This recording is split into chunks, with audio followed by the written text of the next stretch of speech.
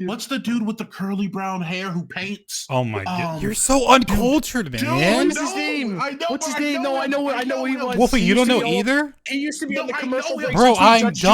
done. I need older bro. people on this channel. Bro, Cordy, listen, we know who he is. Look. Bro, Bob Marley. No, that's What? Okay, hold on. You're gonna get canceled for the wrong reason. Bro, no.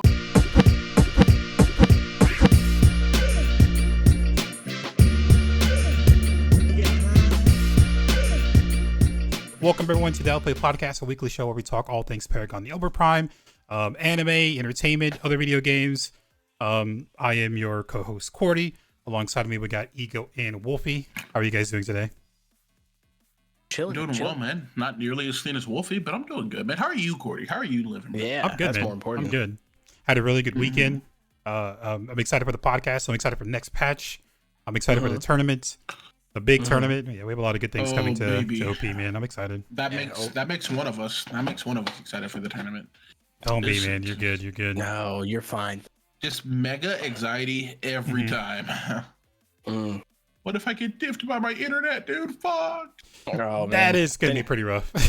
Yeah, we'll sugarcoat it. yeah.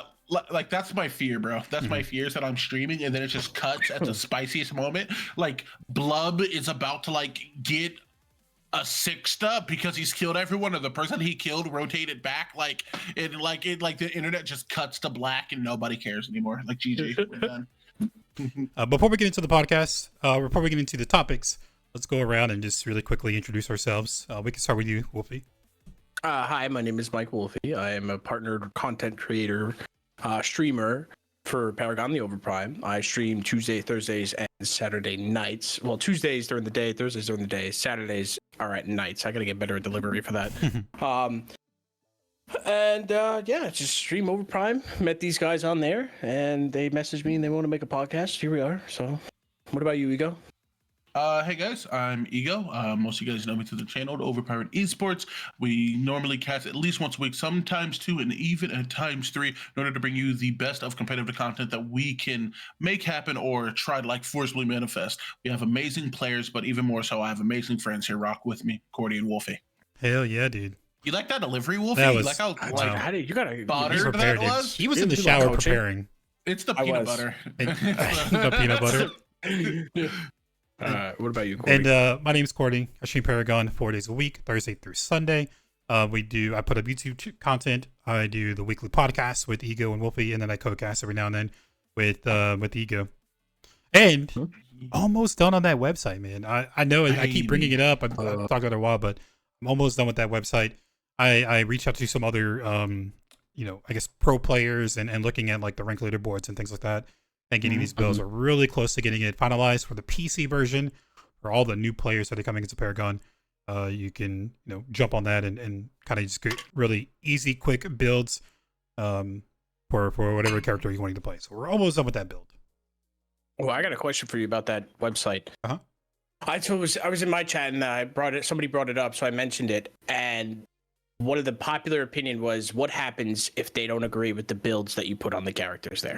What you got like a virus to ban people for their bad opinion, or what do you mean? Like there's not gonna be an option for anyone to comment on these builds.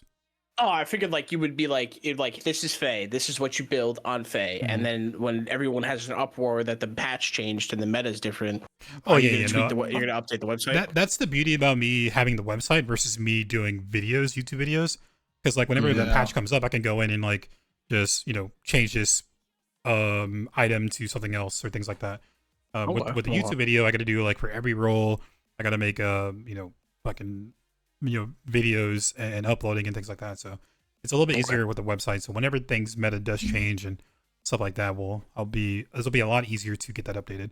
That's kind of one of the reasons for doing it. Do you have any background knowledge on like building a website and coding and stuff like that? Or No. I am doing like this building like helping me build the website, but also I have someone helping me as well, like someone like I'm paying somebody to pretty much build the website. But I'm slowly learning it, so I don't have to rely on that person every like patch to go and update it. So I'm learning a little bit. Okay, cool. We get there. Yeah, Self-sustaining. I tried learning how to like code, like hard code, like Python into like C plus and all those other things. Because after like original Paragon died, my dreams are very much so predicated off the things I lose in life. I wanted to like design my own MOBA and like build it from like the ground up and stuff. I was gonna. Do you guys, Courtney? Do you know the game Spellbreaker, like Spellweaver? It got shut down a little bit ago. It was like, was it Battle Royale, Spellbreak? yeah, Spellbreak. Oh yeah, I was like, I know what you're talking about. I played that game. It was I was Harry one Potter. Of the backers for it. It was a BR Harry Potter. Yeah, it was. It was a battle royale here, but you like had a spell in each hand. You could, like that shut down. I tried it.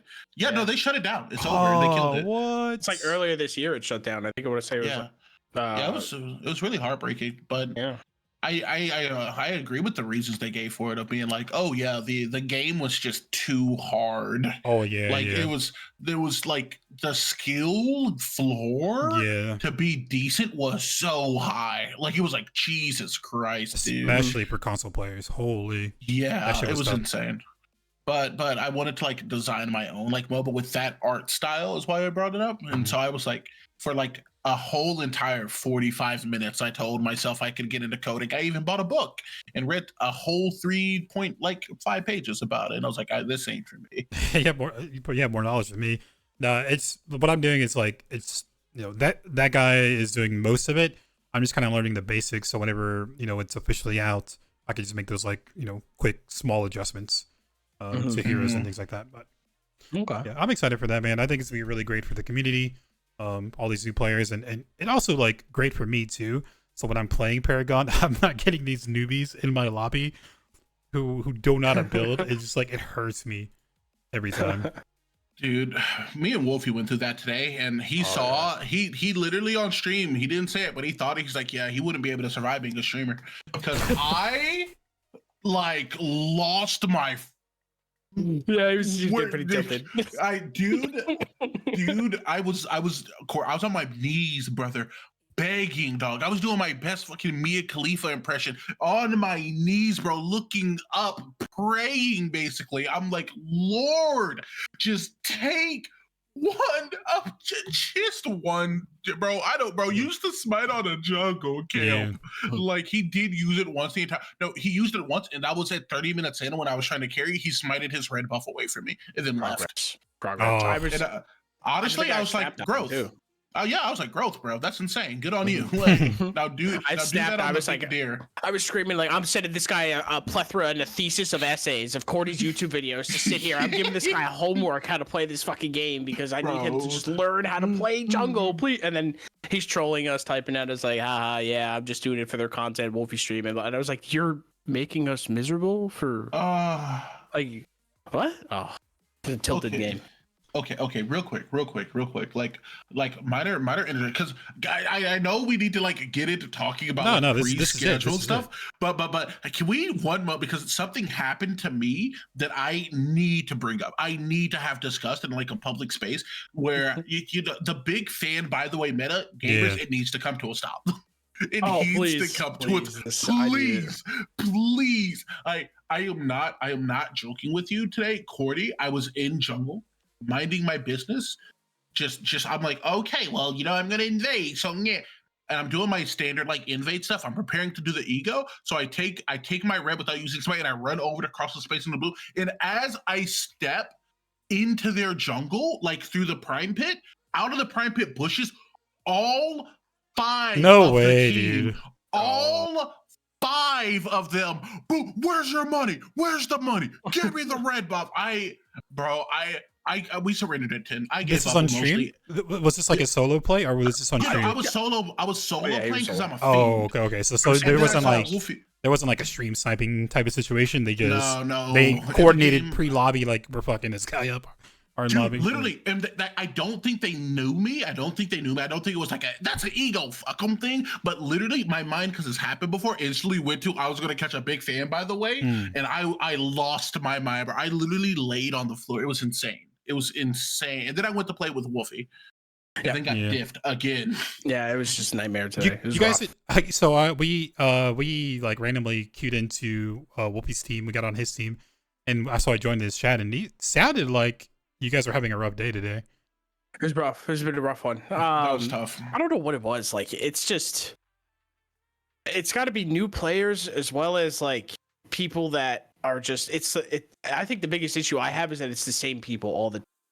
I'm always up against the same 3 stack for 3 hours. Then I finally get a break, and now I'm up against these people for 3 hours. It's like it's rough. Like no matter like and like you slowly like I start out like, hey, I haven't played Rampage. I'll play Rampage. Oh, that didn't work. I'll play Grux. Okay, I haven't played Grux. So I was like, all right, okay, we're losing too much. I need to win here for my own self-esteem. I'm gonna play Kwong, and then I get diffed on Kwong, and then you just slowly spiral down. Which is crazy because I don't understand how Cordy does it, bro. Like Cordy, no joke, can be like in a lane minding his business. The only thing that breaks him is someone stealing his CS. Like Cordy can be in lane, have 5 people in there, and he's like, and then all of a sudden, like Kirito from Sword Art Online loads in and diffs the shit out of him, and he's like, "Oh man, just so my team was a little bit slow on the rotations. It's fine. But then like a single 2 siege minions get taken, and Cordy's literally ready to pop up at your house. It's insane. Because I know I need those fucking minions in order to carry those guys. I need it. Like, I need you to get in the backpack and stop poking holes out in the bottom. Yes. Please, God, bro. Like, my God. Oh, my God. Also, I'm not going to, name what the character was because, of course, whatever. But the juggler, that guy me and Wolfie played, I'm playing carry. So I'm like, if I farm late, I can just win. If I farm late, I can just win. And I would rotate into lanes. And I kid you not, the jungler with Blink would, blink, dash, and then steal the way from me because he saw me heading that way, and I was levitating. And I wish I was British or had a cool non-American accent so I could be like, I can't be bothered on sure. I was losing it. I was so done, bro. I was tapping. I'm like, I try to center myself, I rip out my Cordy medallion and I just go, they're just new. Dude. That's what I gotta do, trying to save it. I'm in the game and I'm like, Ego, calm down. He's probably a new player. He's a new player. It's okay. And then he goes he blinked for my wave. He's not a new player. He knows what he's doing. And I'm just like, I'm sorry. And then you look and it's 300 hours on Chimera and 4 hours on Muriel. And I'm like, how? It was rough. Yeah. No, I've gotten to the point where it sucks that we got to do this. I don't know if you do this, the Wolfie, but I'll have a different overlay so I can get casual games, right? Especially if I'm playing with people from stream, and it's not really fun for them to be getting steamrolled in that kind of way, by really good 3 stacks. So yeah, it's getting to the point where I kind of just hide it. I'll have a different game going on and try to sneak my cues in and stuff like that, but.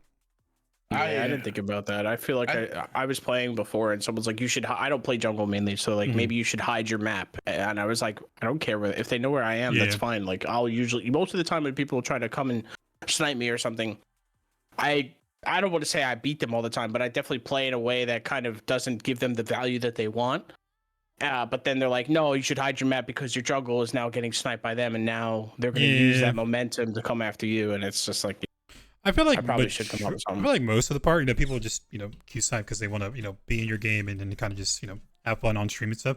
I don't think, I feel like they're not ghosting, they're not, sitting in chat while looking at your stream.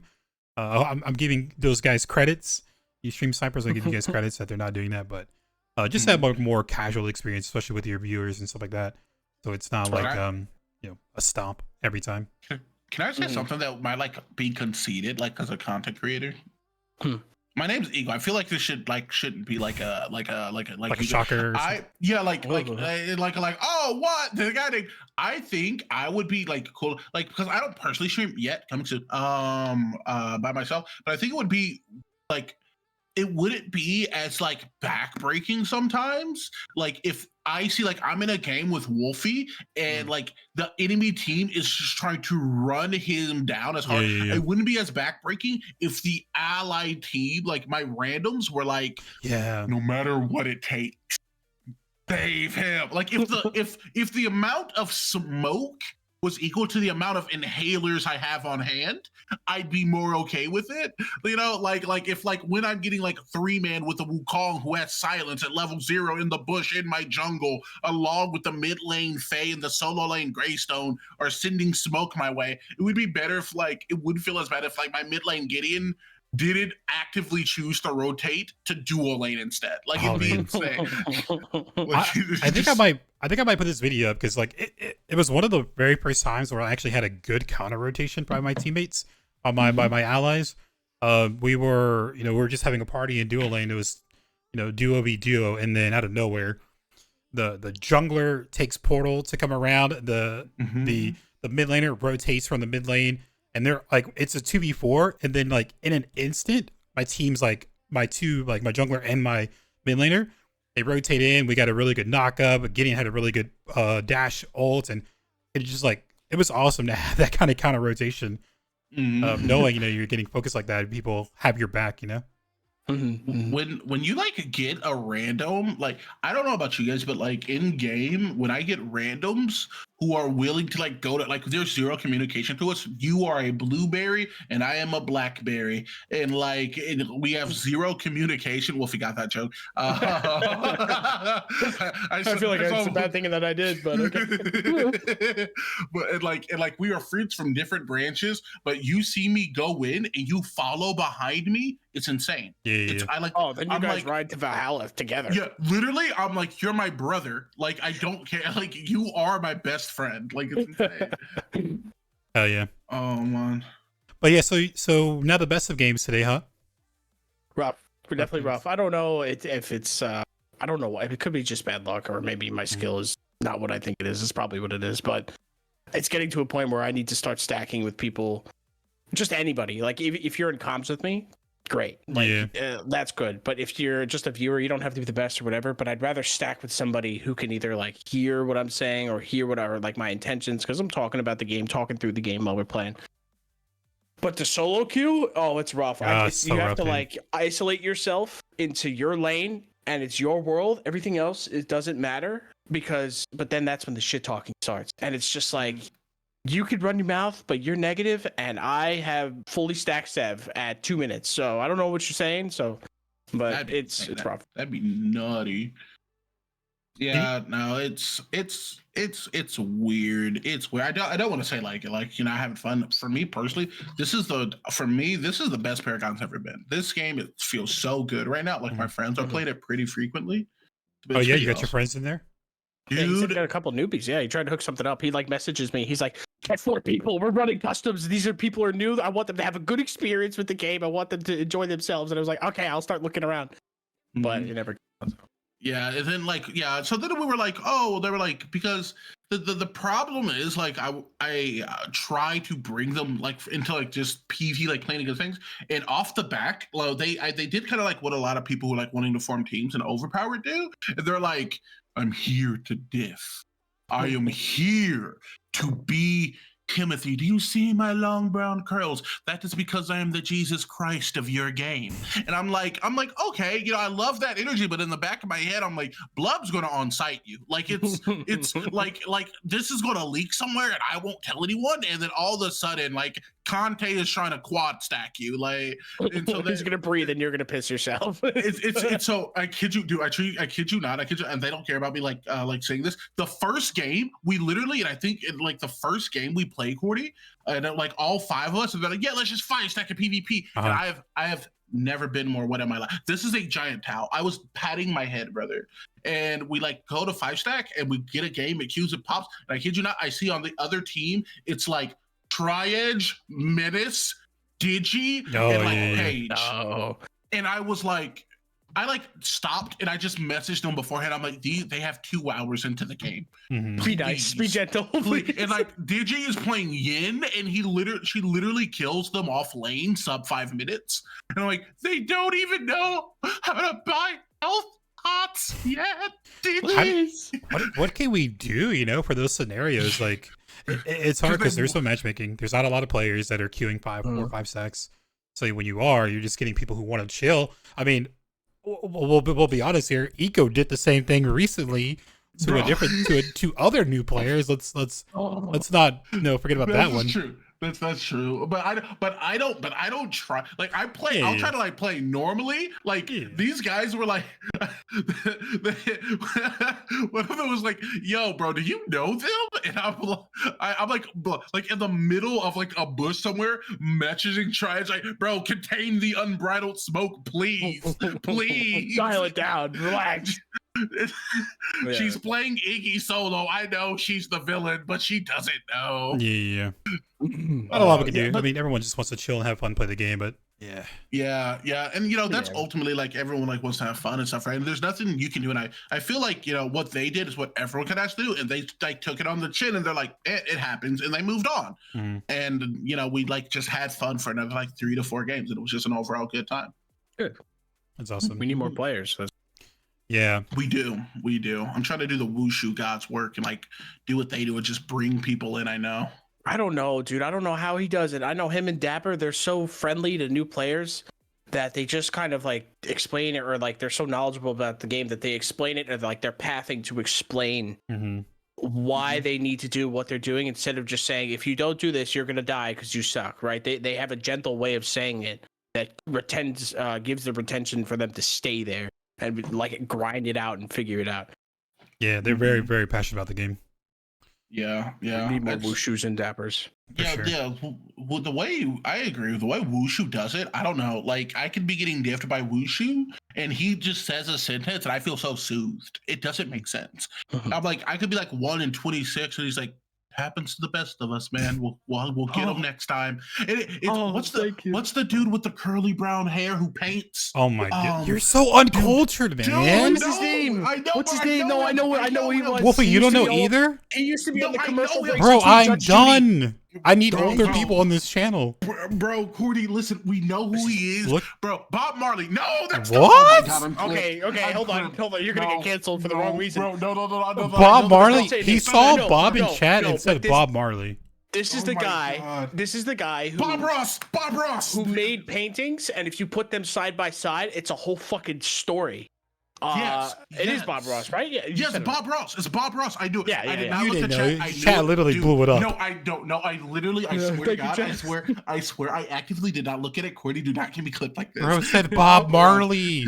Bro, he has Bob Ross energy, bro. That's what I meant. Don't diss me like this. There's the intro. There's the clip intro. There's a clip. Maybe I don't have to post that YouTube video. Oh my god! You did it for us already. That's insane. Yeah, I'm excited to like see what like. I can't believe you didn't know what Bob Ross is, man. That's. I mean, I know I did it. I didn't know, but I had like a definitive image of what he was. But the name same. That's what I said. We're literally in games. I'm about to catch hashtags like that was for Ross. Like, oh my god, I can't. Hashtag for Ross. Hashtag for Ross. Bro, put the hashtags away. They're already coming. Stop this. Stop this violation right this moment, dude. No, he has big Bob Ross energy. Like literally, you know, I played a game against him with Kalari where like I diffed the shit because I'm grinding mastery, and like literally I enter his like Discord and he like turns around and he's like, oh, that's all right. We're just playing some pretty little Wukong with some pretty little attack speed. Oh, that's funny. Oh, hey there, friend. It's cool. I'm playing for the fun of it there, bud. And I'm just like, how do you maintain this constant, just like calm? I think we need therapy. I feel like because me and Ego, if we're playing the game and we go like we're coming to gank a lane and we have pain on us, we hit him with the pain. We're just like, dude, get the pain, idiot! Like you're trying to heal our childhood trauma through this one action of painting somebody. That's how I feel every time. It's just like a Mako on a ball who's just like, oh my god, no, don't pain me.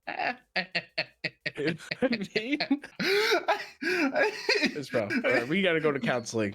Oh god, just the unlimited amount of just unprecedented childhood trauma that gets executed in MOBAs. You just rotate in, drive by, pain somebody, and yell at them as they die. My dad's coming back! I just run into the. He's wrong. He's not right. But anyway, before we go into a darker spin, what's the first topic we want to talk about? Well, I had just Paragon. The Yeah. Paragon Weekly is what I labeled as a toxic or topic, not toxic. Mhm. The topic is kind of getting our thoughts on how our games are going this past week. The thoughts of like current meta. We can revisit. I can revisit the topic again. What do you think about Yin? We've had a lot more experience now. Do you feel like she? I know last time. I think both of you guys said she didn't need a nerf. Thoughts change now? I don't think she needs a nerf. No. Okay. I don't know. I know I'm in the minority because I know like the community hates her. They say that she's like the most overpowered. As far as like her steroid that like cleaves through enemies, like I think I said this last week. It's for you to pop the steroid and to hit multiple targets at the same time. I feel like that's so situational. It's like a niche thing. It's nothing crazy. It like kind of adds the fun to the character. But I definitely think the ult needs to be revisited for sure. Yeah. Okay, so like you said something today that is like my reason for her not needing to be kind of nerfed, in my opinion, is that she's the best carry, but she's still not worth a ban. And I feel like things that need to be nerfed, because there always has to be someone at the top of the hill. And when like Rev was at the top of the hill, like he got a direct nerf, and then John goes to the top, and then he got a direct nerf, and then Sparrow, was at the top for a while. She got direct nerfs, and like right now they're still like about even, but there's differences between them. I don't think the differences between Yin and all the other carries is so huge that she needs a big nerf. But I also generally just believe that like you should let it cook for like a few weeks before you start adjusting numbers, because it also comes into people learning how to play into it now, right? Like in lane, people are no longer in my whip range. Like I see a TB and I'm looking at him like Wonder Woman trying to get like a little kinky, and like people like Twin Blast is gone, bro. He's out. And it was like, well, okay, that's my engage. I also scared you off a lane, or like I use my engage and people are like now holding their stun for it. And now I'm just like, okay, now I'm just raw damage trading. If anything, I think like her cooldowns could, be adjusted possibly if you're looking for a nerf on stuff. But like late wise, she's just a carry, except she's a carry with an impactful ult. Yeah.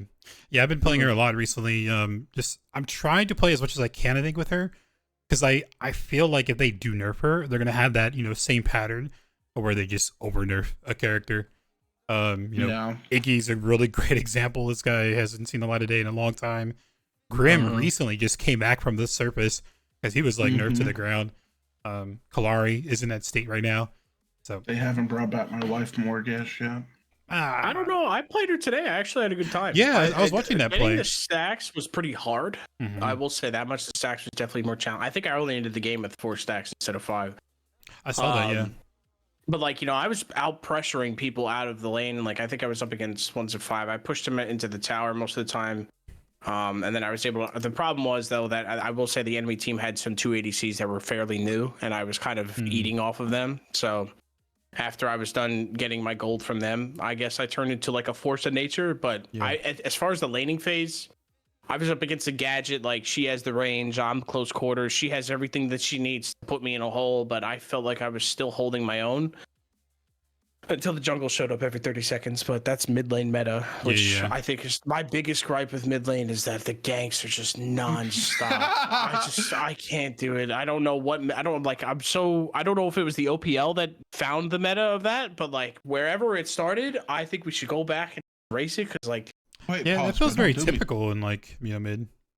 You think so for other MOBAs too? Yeah, Smite. I think Smite has it, but Smite, it's less like of a gink. It's more of like, okay, the first couple, like I think 2 to 3 waves tops, you're like, just like 1v1 it, but then it becomes common nature that you 2v2 in the lane for a little bit. That way your jungler absorbs XP. So like in Smite, like your Wheelix will just come through and be like, yo, I'm taking minions for some minutes here before we start, looking for ganks and stuff. So I think it's a normal thing that like mid gets a lot of pressure put on it, or at least there's a lot of interaction in it. I think what makes it different in Paragon is not only just how quickly people can be in one lane before they come dab you up again in the mid lane, because it's so, no matter where the jungler is or what they're doing, you are almost always the most accessible gank. Yeah. Always. And so it's like you're gonna not only get a lot of pressure, but then if people are getting beat out of the lane, the support gets freed up for a free roam, they're gonna put pressure on you. It's just so easy to do it,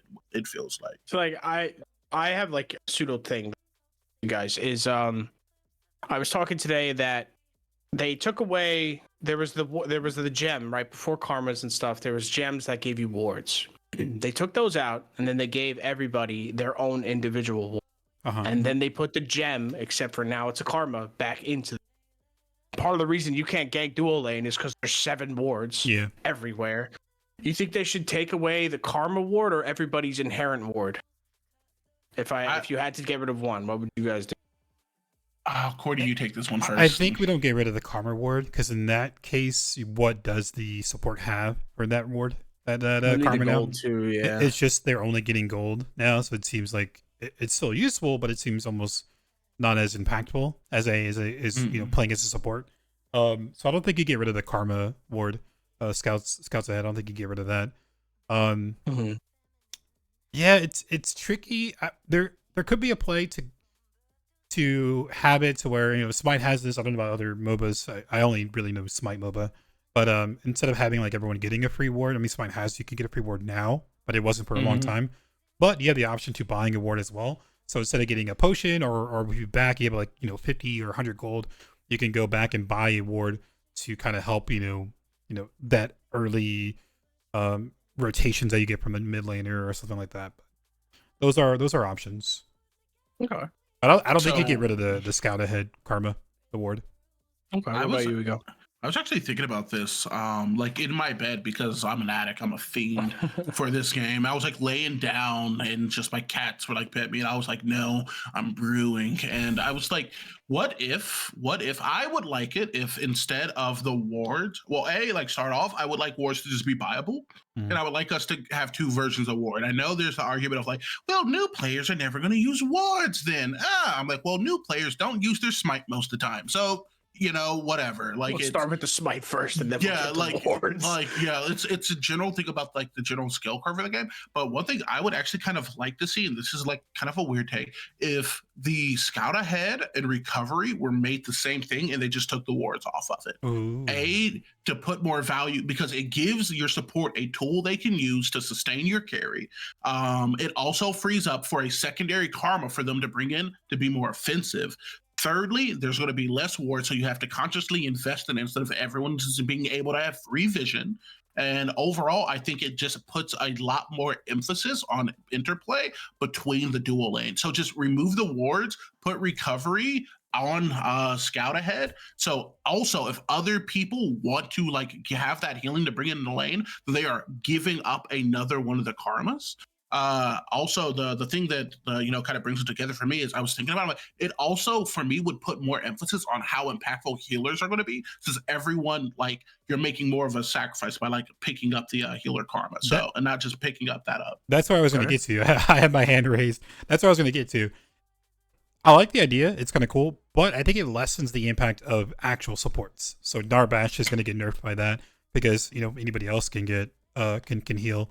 And Mako as well. It's since the supports are getting, every support is going to get healing in their kit essentially. It kind of dampens the true healers in that support category. But I do like that kind of concept.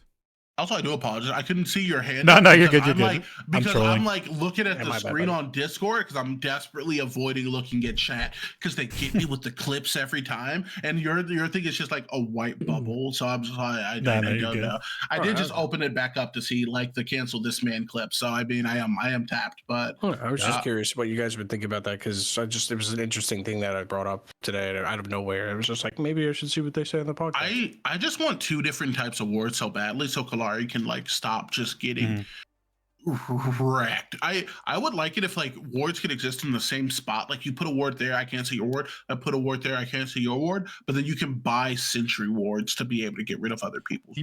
Since we're on the topic of wards, I don't know if you guys saw this, but Ranger actually posted something in the Discord. Let me see if I can remember where it's at. Right here. It was actually a day. It was yesterday. It was a day ago. So when wards are placed near bushes, when wards are placed near bushes, when the hero, when the hero goes, the English is really bad here. But when the hero goes into the bush, it shows an icon, right, that there is a ward there. So he put a poll because that wasn't intended. That wasn't supposed to be the case. We're not supposed to know that there's a ward there whenever a hero runs into that bush. So he put a poll there. So I'm trying to change that part in a way that doesn't show as originally planned. What do you think? One, keep the current system as it is, where you run into a bush, it reveals that you're on a ward. Or two, change the system to make it invisible. Additionally, if you place a ward when the enemy ward is placed, you can destroy it.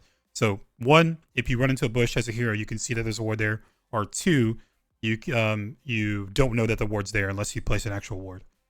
I know, and like, of course, the majority, because it's a new MOBA, it's not competitive type.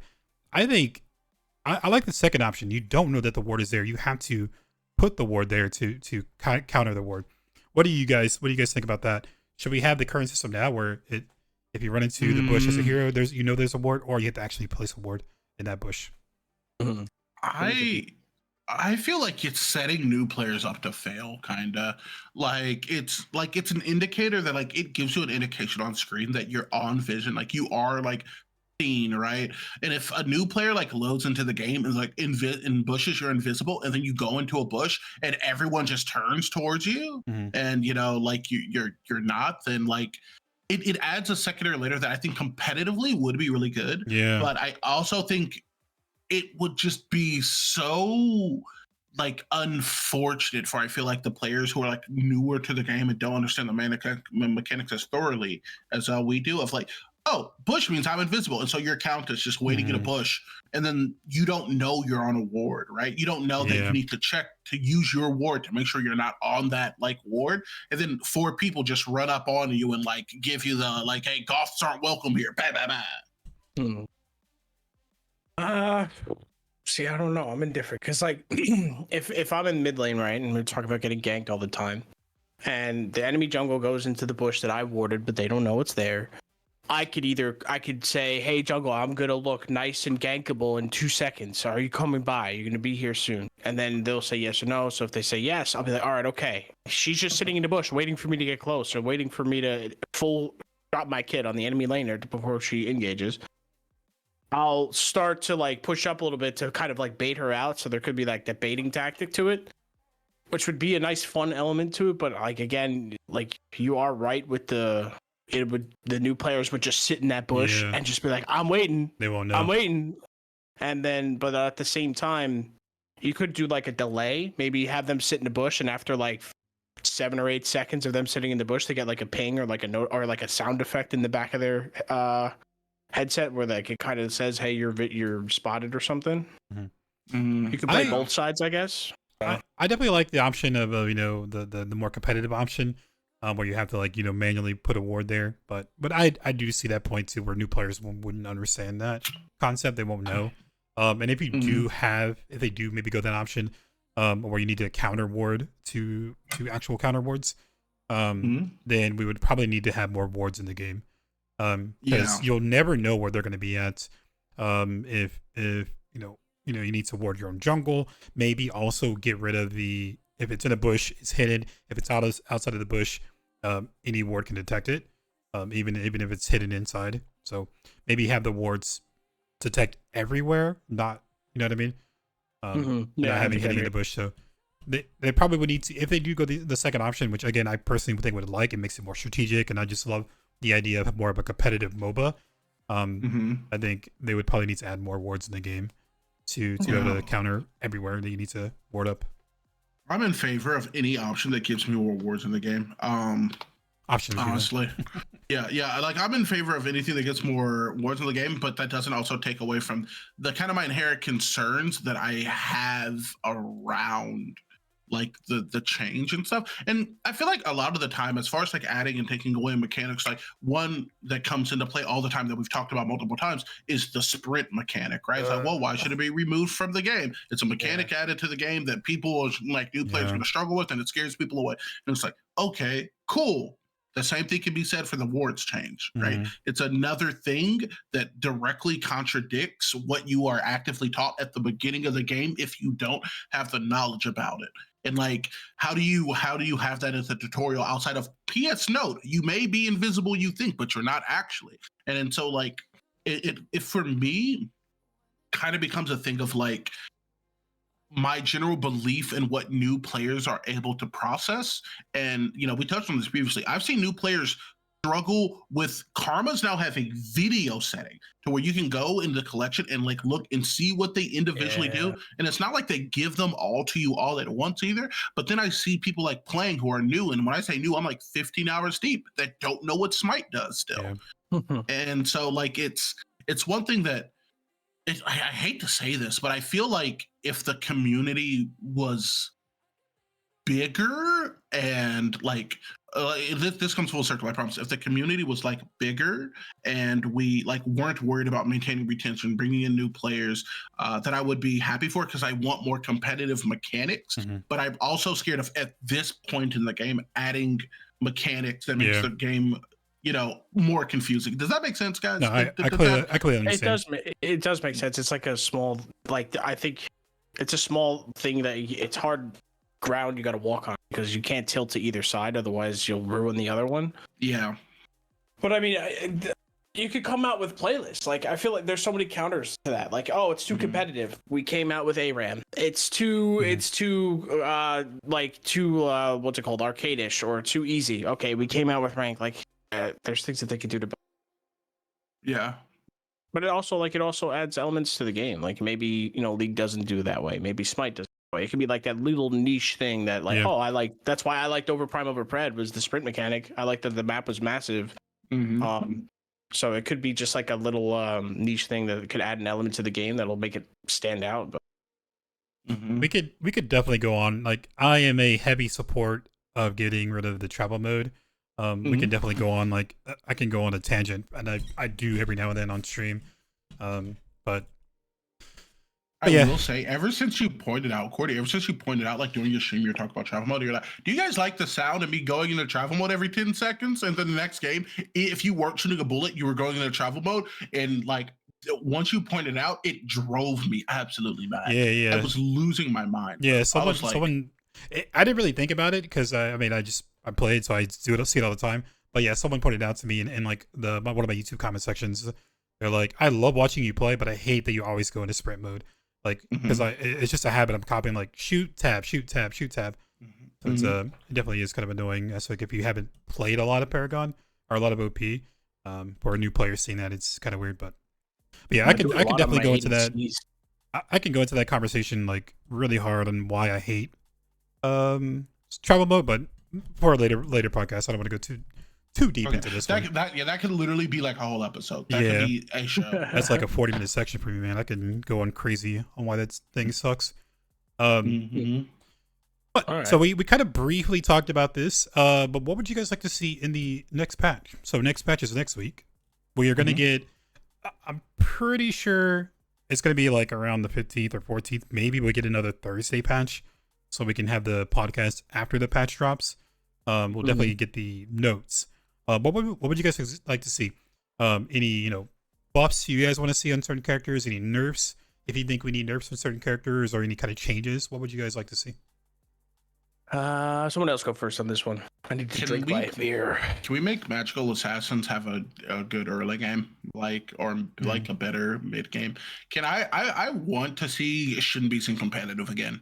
I want to see Countesses and competitive. I know I've seen more Countesses and stuff around, but I as a general like assassin player, like it's known at this point, I like killing people. I like killing you off the lane. I like killing you off the map. Fellow like content creators and everyone like Digi knows that I run it up. But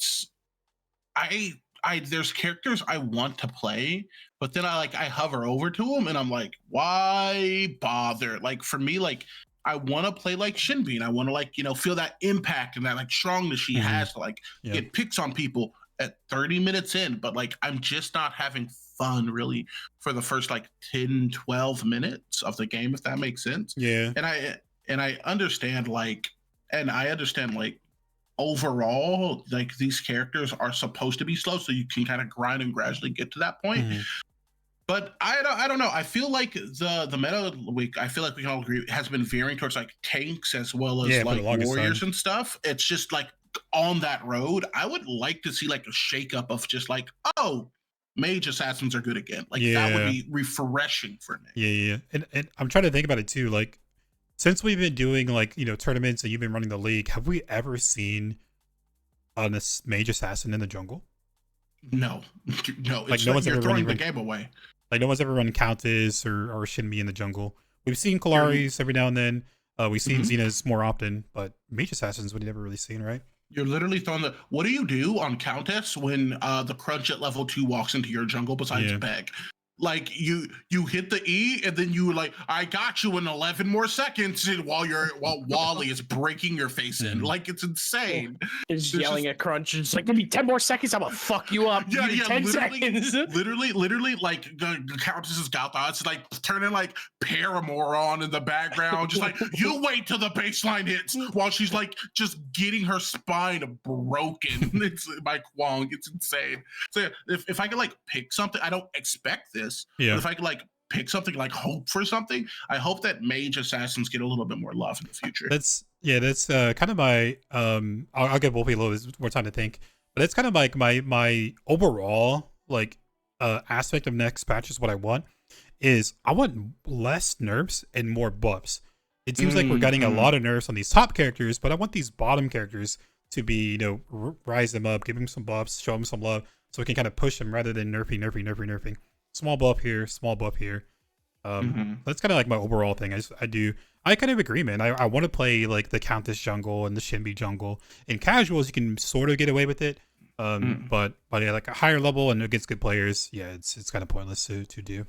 My thing is like you're getting away with it. You're just getting like you're not like playing it like I was like, oh, I'm gonna be strong. You're like they're allowing me to play this character I really like, which is a shame because Countess has like some of the most gas skins of the game. So I want to play her. Really like does, I only play characters who I think look sauced up out of their mind, like Marinara, like an Italian DiGiorno, bro. It's insane.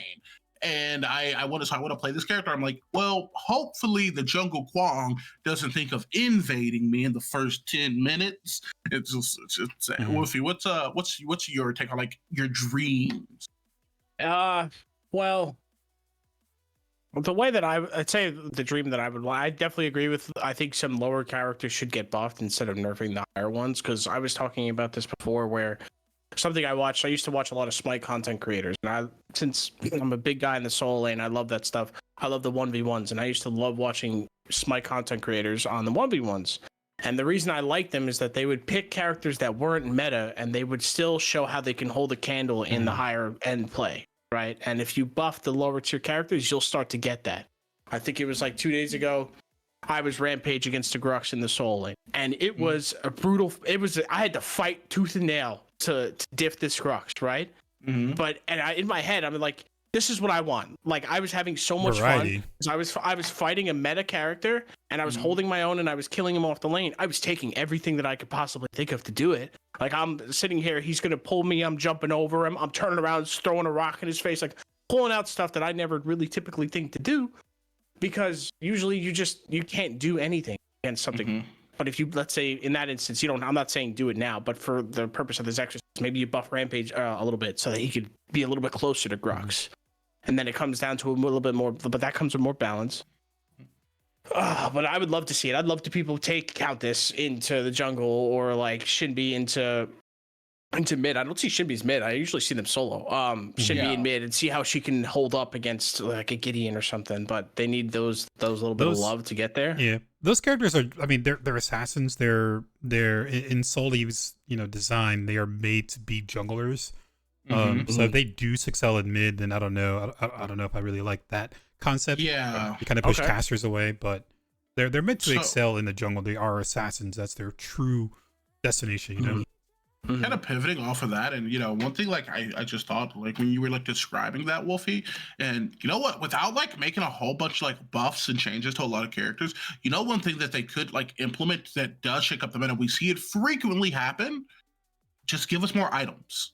Just give us more. I would, Figure bro. out If they gave me 2 items a month, I'm crazed. I literally, guys, I will get 2 items a month. I will get the Paragon tattooed on me. Like it's insane. Like if we got like something like even as simple as an item that's like 15 power, 10% attack speed, 10% cooldown, like Spirit's Fang or whatever. It doesn't give you much. It's cheap, but it's like a counter build item because like Spirit's Fang, every like 15 seconds, your next auto attack like breaks the shield on somebody. Mm-hmm. Like something like that. That would be incredibly unbalanced, and Muriel will never see play again. But you get what I mean. Like it's like adding in itemization in itself makes other characters that weren't as good. It makes other characters that were really good counterable, and now manageable, and then they fall out of favor. And like, so I just really like that stint of time. What was it like for a month and a half? We got new items, and the old items were given back that were reworked. That was amazing for building and brewing. It was such a good time. Shakes things up. It throws people's builds orders out of whack too. Instead of the same ADCs, like I know particularly with ADCs, it's usually the same 6 items. It's just the order of when you build them. Yeah, pretty much. Electric Stone. There's no counterplay. It's just who gets to those items faster. Whereas like I find in the solo, it's a little bit more counterplay and kind of more building. Yeah. But like I don't any other nerfs or buffs I could think of. I definitely like I think I touched on it last week, so I am repeating myself. I do apologize. I think Demoralize should be like 20% slow. Everything else about it you can keep. Just start with a 20% slow instead of a flat out 50. 55 each, right? 55 what? Magical, it's level magical 1, defense, like, physical defense, slow. Yeah. You imagine like if like it was like Smite where like, oh, at level 1 it's a 5% slow. And then at level 16 it's a 55. You know, like that would be I think that's a good way to balance it too. But then you'd probably have to do that to all the other karmas. Yeah. Which I think they do it to pain and recovery and stuff. So I don't know why they don't do it to Demoralize. It's 55 flat right off rip. Yeah, that's really high, man. I'd also love to see an animosity item. You know what animosity is, Ego? Animosity from Smite? Yes. Yeah, I do. Wait, once I haven't played it. So is it the one that the more times you hit somebody? No, that's not it. That's let him get there. Let him get there. What is it? Hit me. Come on. Yo, bro, stop trying to get me prepped for a clip, guys. I see. No, you've already been clipped, dude. You think Bob Ross is Bob Marley? You've already been clipped. Oh my we're good. We're God, done. bro, You've embarrassed yourself for this. We gotta wait for next week. Oh my God! All right, I remember the name Animosity. It is newer. It is newer. It's gotten reworked a couple times too, I think, right? Yeah. All right. What does it do? Essentially, it's an item that turns your health into power. On autos. So on autos, yeah, yes. Go ahead. That's gross. So essentially, like now, granted, this is overprime. Someone like Seven Rampage would benefit a lot. So tweak the numbers, of course. But I think it'd be kind of cool to see that. It'd be something that would be an item I'd love to see. Then again, we might shift back into a big tech meta. But hopefully, provided it's balanced, it won't be that bad. I agree that the slow is what kind of needs to be touched on Demoralize. If you touch anything, I really think the dropping of people's defense like that is perfectly fine, especially since everyone just continuously, not everyone, the Soul Leaf team, as much as I love them, I think you guys are doing a great job with the game. Please, Art, love you. What's the thing that everyone does now with the finger hearts? Oh yeah, this one. Yeah. Oh my God. Love you guys. Love you. Much love, gamers. I really seriously love you. Please don't hate me. I think Wushu has the thing. With as much as this game hates assassins, and loves tanks and warriors, I think just taking off some of that armor on people for a brief time on Demoralize needs to be present, but the slow is so up now. I've like been jumped on by Chimera, demoralized, and walked away. Like, dude, just get away from me. It's just, it's too much, man. These karmas are too much. Like, I feel like you shouldn't have, physical and magical defense reduction. Also, you can build into those items. If you want to have that kind of feature in a karma, it's just too much that they do, and you get physical magical defense reduction. Also, you're gonna get slowed. Pain wasn't a really issue. You get tick damage, but also you're losing. You're not healing anymore. Like there's too many. Like these karmas, they do too many things. They don't need to be an item. They just need to be a simple passive. It's like something to help you in the game, but not like you need to build this in the game. You know what I mean? Like get items if you want to do those kind of things. They're too fast too. They're like, I hate when like typically like level 1, everybody likes to have their little pissing contest and establish the diff right away. I'm a big fan of that. I love that. But when you do it to me at level 1, you shred me and you kill me. Fine, fair enough. Use your karmas, and then you get 6 or 7 more waves, and then you get ready to do it to me again. It's too much. Break it up. Put it into like every 5 minutes you get a karma. Because I don't know if you guys have ever played video games where to the point where they won't fight you unless they have every possible opportunity to kill you up. Like I'm talking grenades, abilities, whatever they possibly have. The only time they will engage is when they have every asset in their kit to fight you. Yeah, that's high level MOBA. There's no brawling. There's no figuring it out. There's no learning how to turn a fight or to turn a trade. It's just I have demo and pain, or I have demo and weekend, and I'll fight you now, and then give me back 2 minutes, and I'll fight you again. It's just like. There's no. I hate that. It feels like it's high level skill MOBA. That's why, like, whenever we had that little skirmish on the league match today, I was like, they wasted a lot on Xena, and then like, I think maybe 30-40 seconds later, they beat Bad Timing. Were able to really win a really good team fight. That's just high skill MOBA. Whenever you wait for your abilities and things to come up. Yeah, because you don't want to take and this is like this with the competitive side of things. Like, why would I risk? Is what I'm net gaining better than what I would net lose by lowering my chances to do this, right? So it's like, all right, I can brawl you. That might be fun. That'd be cool. But I like to win, and I feel like inherently, like in the card game community, there's a lot of like lingo describing like player archetypes, and ones that come to mind are like Timmys and Spikes. Right. So Timmys are people who like want to play a bunch of like cool synergies that don't get used a lot. You want to combo off. You want to do like these big, awesome, explosive turns, like all at once. They're going to like do some really sick, like cool things. And there's a saying like it works 100% of the time, 10% of the time. And that's like the Timmy motto and stuff. But Spikes, you are playing to win. If there's a best card, I'm always using that best card. I'm running it as a 4 of. My deck list is something I copy and paste it online. And I feel like all MOBA players are inherently, to even a small degree, everyone is a Spike. Because you're not like in this game because you're like, damn, I love killing me the spirit camps. Yeah. Like, you're not like, I love jumping the big purple gorilla. You're in this game because you're looking to mechanically probably enjoy it. It's a fun overall, but whenever you win in this game or any MOBA, someone loses inherently, always. And so I think like at high levels of competitiveness, obviously like they're like playing to win, but even at low levels, as much fun as it is to like fight and stuff in this game, I think like we're seeing kind of the community learn, and this is what it comes back to is we're seeing the community learn over the course of time it's not worth it to fight you right now if I don't have an optimized chance to win. And that in itself is like kind of extended the laning phase to me, like Wolfie and stuff, especially with them like slowing down. I think that, and them also nerfing carries early in the game as like slowing down the early game a little bit. I think like people are just kind of like learning that like it's not worth it, but you're a Kwong player, so all of that goes out the window. There's no one that you're not diffing at level 1. You're like, no, I know. I just got like, I don't know what it is. I'm tired of every time I pick a fight, I get demoralized, I get weakened. And you guys are right. Like they want to maximize their profits, and I see why. But you definitely gotta like start playing. It's probably just a skill diff that I have or something that I need to work on because oh man, all day today, every time I got into a fight, just someone spamming some cheese karma on me, whether it was pain or demo, and I was just like, just take out your hands and swing at me, man. Bro, please. Take out your stick, dog. Just before and then, dude, I don't know what it is, dude. I've been seeing a lot of casters on the solo lane, and I said, I was talking to chat, and I was like, there's several characters that have sticks in their hands in this game. Some of them even cheat, and they break a stick off, and they put 2 sticks in their hands, and they come to solo lane. Get one of those guys, come to solo lane. Stop bringing guns over here. Oh man, since they nerfed ADCs, it helped. Thank you, I appreciate it. You're doing. You're saving me some sanity.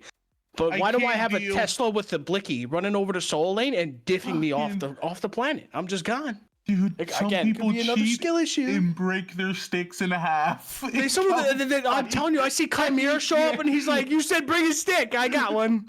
And I'm just, thanks, man. Some people cheat and break the stick in half. So why is that so funny? It pisses me off, man. But I don't know. Again, I could be just ranting.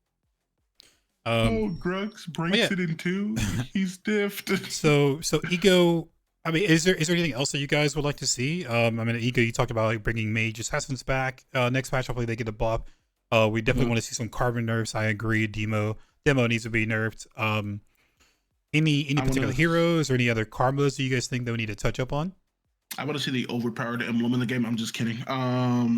Hey, outside of like karmas and like just bringing Mage Assassins back to the game, I want them to be more willing to shake up the meta and have things just kind of be strong. Like you said today, Adele is the only S2 hero. Yeah. And I'm kind of undecided if that's really good. Like that's excellent balancing. Like everyone else is like kind of in the same domain, but there's evidently one best person. But would it be as bad if there was like two? And I'm like, well, competitively it could be breaking because then forces banned because I can't let you have God tier Adele and also Greystone, except now when he comes back, it does 1,000 true damage also to objective. So he lets Prime just kill him under the thing, like or whatever.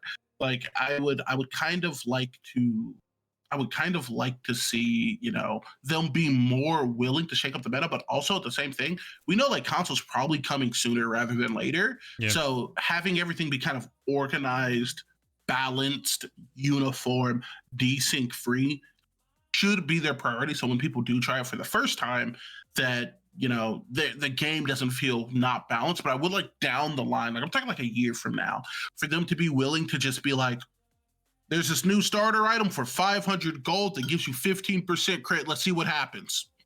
Like I would like, just I would like to see what happens. Mm-hmm. Yeah, and be like willing. Springtime. It's like, hey, it's springtime. It's assassin meta, and they flip the light switch on, and now assassins are busted. And then it's like, oh, it's winter time for tank meta, and they flip the switch, and now Sevarog's one tapping people. But like, that's what keeps the game fresh in those metas. Or actually, I was having this conversation with chat today. Actually, I forgot who brought it up. But we were talking about possibly, having like a true mage ADC. So in Smite, you have your physical ADCs and you have your magical ADCs, and those magical ADCs have the ability to crit. Yep. So I was thinking too, I would love that, man. I want something different, something unique, man. I want isn't Olaran the only magical ADC who can crit? No. Freya. Oh wait, sorry, you're right. No. Freya is. Yeah, it's only Olo. He's the only one who can crit. Yeah, he's the only one who can crit. But there is magic. But realistically, we have the on-hit items, right? Like we got bells, we got embodiment, we got Margit. So we have the items. We just we don't have character built up. Yeah, we don't have the true magical ADC. I think the only one that's is Wraith. But just even then. Yeah, even then. But just like that, I kind of want to switch up the game. Give me something new. Man. Stop nerfing. Maybe nerf someone who's really up there. Adele is definitely one of the ones that are up there. Show a nerf to her, but for the rest, give me a group buff to bring everyone up. The fact that Adele's been up there for so long too is insanity. I think they should nerf Kwang though. His damage on his ult is too much. I will say that much. I know Kwang is very popular in the OPL, and I love the character. I really do. I do love his playstyle and how he plays. I think if you touch his CC chain at all or his combination that locks somebody down, the character will get thrown in the trash can. So don't touch that. Just touches damage, because when he can combo somebody, it's uncontested damage. Like they get stunned, they get knocked up, then they get stunned when they come back down. They can't fight back. And when you run power with that, you blow them out of the water. Now, someone like Countess, maybe you get a stun off, and you knock the Countess out of her combo. Someone like Kalari, she jumps on you and ults you. You can stun her to get out of it. Kwang, it's see, I would even you can really do. I would be okay with Kwang for now, because for me, I think it's only really Adele. And probably Crunch. I don't know why they buff Crunch, but Crunch is really good. But Adele is really the one that has been really strong for a very long time. Just show her a nerf, but don't do so many nerfs on other people. Just up other characters. I want to be able to play fucking Iggy. Rework Iggy's kid. I want to play Iggy. Iggy's fucking terrible. Keep that character in the trash, dog. So you have to rework him. Off my fucking lane. I swear. You have to rework him. But I was thinking about it. So old Paragon, Iggy had his ultimate, would it like give you like a dash? So what if they did something to where they buff his turns, so they help you with clearing or something like that, but give him like the different ultimates where he has actual escape. I just want to play other characters, man. I'm tired of playing the same people over and over and over because I can't play other characters because they're ass at that role. I want buffs. I want more buffs than I want nerfs. I wish they would make Iggy a trap character, if that makes sense. Like he's supposed to be. I have a like an idea for Iggy of like have his turret just shoot up one rocket that like auto locks, or have it like it could shoot up to like 3 rockets each that auto lock onto something, and then but the range for it is slightly shorter than an auto attack range. So if people are playing the space, they can like shoot it off, and then just give them some CC or displacement. They cannot like imagine Iggy, right? You put a turret down, you put 2 turrets down on either side. Cool. You put 2 turrets down on either side. They're like about to go get it, and then Iggy, one of his abilities is he throws a grenade that like knocks you towards him or something, and then both of the things auto lock you. Boom, and like have them do like mage damage or something like that. I would like to see like Iggy catch a rework, because anytime that character is good, I want to die, dude. I just hate playing when Iggy is good because it's like he's everywhere, he's hold up, I rotate to gank him, I'm a blink in my turrets, and now I'm just looking at you and I'm just like, I'm not coming in there. What? It's death. And like the fact that his turrets are kind of so bad now, this is so contradictory. People watching this episode on YouTube are literally like on my dome in the comments when I'm talking about like how everything feels semi-balanced and everyone should be good, but I want to keep that character in the trash or give him a rework. Like I hate it. Yeah, when Iggy's good, he's annoying. Yeah. Like my friend almost quit the game because Iggy. Like I hadn't seen an Iggy in forever, and then we played 3 games and he left solo. In all 3 games he got an Iggy, and I'm just like, he's like, what do I do? Engage on the turrets, but they're killing me. Engage better on the turrets. It's sad too when like you're in the, like I know for me when I'm fighting and when Iggy was busted and I fought him in the solo, I'm like over there like shaking and like crying, like trying to keep my sanity, and then my jungle like comes over. He's like, I'll help you and I'll save you. And I'm just like, no, get away from him. Stay away from him. He's gonna kill you and then he's gonna kill me. Just leave him alone. He's not triggered right now. He's in the back and he's okay. Just don't tempt the beast. Yeah, just comes over, presses R and B or R, and I just die. Keep the little tumor with the dinosaur satiated. I'm like, listen, you're gonna piss him off, and then I'm gonna have to deal with it. Just leave. I got it. I'm good. If I lose the tower, it's fine. I'll find a way to come back from it. Just leave. Yeah. Okay, so like this is like pivoting over to that, Cordy. As far as like playing new characters, right? Because you say you want to like play and try new characters. Is there any like new mechanics specifically you want to see? Yeah, we'll get into that conversation. So I really like stance switchers. So when I played Smite, I try to just play every character, just have fun with other characters. But there's one character that came out. Maybe we'll play a little game if you guys know who I'm talking about. But he is a mage, and he came out. He was a stance switcher. And I really fell in love with being able to just spam abilities like that. And I know Wukong has a stance switch. He's the only character in the game right now that has stance switching. But I want someone who like a mage or maybe even ADC, stuff like that. Is Tiamat a mage? She is. Yeah. Oh. Or are you talking about Merlin? I'm talking about Merlin. When Merlin came out, I had so much fun, man. Because I like that it's more complicated. I got to think more. It's not like 4 buttons, I guess. And he's like 3 stances too. Like he So for people who don't play Smite, if you guys don't know who Merlin is 1 through 3 have one particular ability. His ultimate actually is a stance switching. So he stance switches to 2 other stances. He can go fire, he can go ice, and then he can go into void. So depending on which one you stance switch into, the other 3 abilities change as well. Well, I guess one of them is really an escape, but the other abilities have changed. So it gives them like 8 abilities or something like that in total. Because one of them is consistently the blink, one's just the stance switch, and so he has 6 abilities. He has 6 abilities, 7, including. He has 7 with his ultimate, with the ultimate, which is a stance switch essentially. Okay. But yeah, I like that character. It was just so fun. It gave me more to do with my buttons, and it's not more like I can play around more and I can approach different fights differently depending on how I want to build my stance switch. And Tiamat came out too, and I like Tiamat a lot as well. She's a little bit more complicated than Iggy than Merlin was, but yeah, I like that. I like the concept. Merlin. I have a star on Merlin. I really liked Merlin as well. Like, and I agree, and I wish I would like if they just like while we're like do mechanics or works at stance switching, like expanding on your thing. I wish they made Wukong a brawler. I wish that character would have just got a whole new rework. Man.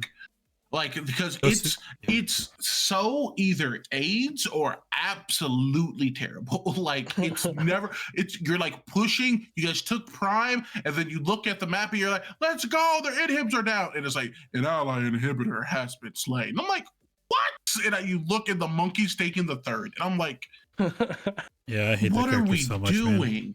And like, if you look and you open the tab, and he's 1 in 73. It's like, you still lose. You still lost. It's so it makes him such a chore to play against. It's just like, I assume we've broken his will. We've killed him 47 times. And then you're like, ally core has been attacked. What happened? Where's he going? The monkey's cracked out on the core. Look at him go. I hate that guy so much, man. Yeah, those Iggy and Wukong definitely like rework material. They need to be reworked. It's so bad. Yeah, like imagine how amazing Wukong could be. Like I would say like keep his movement stuff the exact same. Like whatever, cool. He's just like mobile. He can like enter and like engage the team fights and stuff. But like I would like for his what's it's called, like his like little smash thing to actually be like maybe a committal thing you can use in team fights where he jumps up and he does it like 3 times, and then like off the third one he like jumps up and then you stance switch, you can air run off of it, so he's like a little like dodge and go engage you or something like that, like slam. He's fucking pogo sticking around the team fight. Yeah, literally like he like just pogo sticks you, and like it's so funny to see. Yeah, I've been thinking about it for 14 seconds and this already sounds more fun than Wukong as he is now. Like it's like there's so many options as a stance switcher, and this is gonna sound nerdy, especially a stance switcher whose caricature is attached to so much lore and knowledge, and it's traditionally against every MOBA. The fact that like there's so many options and like what we have is ally core under attack, and it's like, brother, this character could be so cool, and they have the DNA. Like the fact that his passive can give him a health and sustain or more gold is a good mechanic. It is fine. Just change his aggression stuff to be an actual brawler, and then I don't know, like just change Wukong, please, dear God. Okay, I'm sorry. I didn't mean to rant. That was your question. No. There's some Wukong's hurt your feelings. It's all right. It's okay. You were one of them, Wolfie. Yeah, that's what I was gonna say. It was like when you brought up Wukong, I was like, how am I gonna defend myself? Right? You have a mastery Wukong? No. But he was like one of my top 3 played. I've since gone away. Listen, I don't know. It's like a guilty pleasure. You know how like when you were in school and I don't know about in my generation. When I was in high school, all the girls were watching Vampire Diaries, right? And I have a sister, and she was watching Vampire Diaries too. For those of you who don't know, it's like a vampire romantic thing where this chick loves 2 brothers. There's werewolves. It's some very supernatural stuff. It's pretty cool. I liked it, but the issue is for me coming from a guy's standpoint, I'm not into that foo-foo romantic stuff. It was a guilty pleasure that my sister would watch it, and I'd be like around the corner, like, oh shit. Josh kissed Rosemary. So when I play Wukong, I like what I'm doing. I'm having fun, but at the same time, I feel like a piece of shit. So like, get me off this fucking podcast, you cheated. Okay. But I don't know. I think another mechanic I could think of is it's kind of in the game already. It's for the Smite players. Ares has a cripple mechanic. Yeah. It's kind of in the game, right? Like if you stun somebody out of their animation, they quote unquote lose the cooldown, right? So you could say that they got crippled, right? Yeah. But you have to land that timing. If you come out with a character that cripples somebody, that'd be good. Is Aurora? Who else? Aurora has a cripple. Her AoE is a cripple. Who else has cripple? I think Aurora's the only cripple. That's a cripple? I thought that was a root, like Sev. But a root is a cripple. Oh, I'm thinking like something that takes away your getaway, not just like locks you down. Oh, got you. something that specifically keeps you from using. So like Ares' chains, I got like you. when he hits you with the chains, you can't use your getaway, and he can reapply them 2 more times after that. Well, that's what I really like about Ares is like you can reapply the cripple. So like if you play off your Ares and you say, hey, I'm going after the jungle because he's the biggest threat. When I cripple him, all in on him. He can't get away. He can't being blink. a He can't. Kwanga player makes so much more sense. Because Dude, that's also like, another cripple. Like that's another cripple in the game. Really? It's his sword throw. The sword throw. Yeah, see, I always consider those roots. I get, and it is a sense of cripple. I didn't think of that. I figured it was just CC. Yeah, but roots and cripples are you can't dash out of a root and stuff like that, right? Like okay, yeah, okay. Then yeah, my definition's bad. Then it's probably already in the game. But I would love to see something like I would love to see Ares, something like that with the chains. I was thinking about it before. If you had a character who had a passive. Like, you know how Morgesh gets kills and she gets passives on or stacks on her ult? Yeah. Let's say you do something to his tank and his passive is he gets an aura around him that slows everybody's anti-attack speed. And now I know a lot of ADCs hurt my feelings in the solo, but like there's some malice in that. There's some malice in that sentence. But maybe like, come out with a character where if he kills a character with a cripple or something, he gets plus 5% anti-attack speed, and then it scales up to 30. And, make that stack on top of his... It might make him overpowered. You'd have to tune the numbers. But... And then he can scale that with items, too. He could just be the all-down, shut-down ADCs. Because you came out with a character that shuts down tanks. So come out with a character that shuts down all the other ones. So... Okay, quick thing. One of these is on, subject, and the other one is going to be, mechanic thing. So, since you watched Vampire Diaries, did you watch Teen Wolf? I did. Dude, I love Teen Wolf, Another guilty pleasure, bro. I'm not guilty, though. I don't feel guilt about it, bro. I do. Dylan O'Brien is my husband, dog. Dylan O'Brien is different. That's one thing. But everybody else, when I watch that show and he's like, his eyes just glow because he's horny, I'm just relax. Calm down. Dude, the scene where he gains his alpha status and his eyes while he's ripping the thing goes from yellow to red. It's so goated, bro. We're gonna fangirl. What about you, Courtney? Come on, you got to watch something. I never watched it. I don't know. Bro. I know an old movie. There's an old movie about Teen Wolf with Michael J. Fox. See, you're showing us your age again, bro. They got we dox ourselves. Listen. I like to watch classics, right? No matter what age, I watch classics. Oh yeah. I like to go back and watch classics, all right? He's like, yeah, I love Cat Dog. That's my favorite show of all time. I also have another anime you have to watch, guys. I have another anime you guys have to add to your homework. Before we get to anime, okay. We'll get into that because I do want to talk a little bit of anime. Before we get to that, back on the Paragon discussion. So we were talking about buffs, nerfs, changes. Yeah. Anything else you guys want to add to that? Any other mechanics? Okay. So the mechanic I was gonna say was I would like to just see generally mechanics that are based around map that utilize that. So the reason I love Yin so much is I like being able to whip onto anything because then the map is a part of my game plan for everything. And I like things that make you be aware of that. So for example, today I'm playing with Wolfie and a Decker cage put me in the cage, but she put me in a cage while I was next to a wall. So I'm like, whoop, out. And I just hopped over it and I looked at her and she in that moment, she became someone signing the Nerf Yin petition. Because I dropped and I hit her with that ulti, it just sent her airborne. It was amazing, and I was like, "This is sick."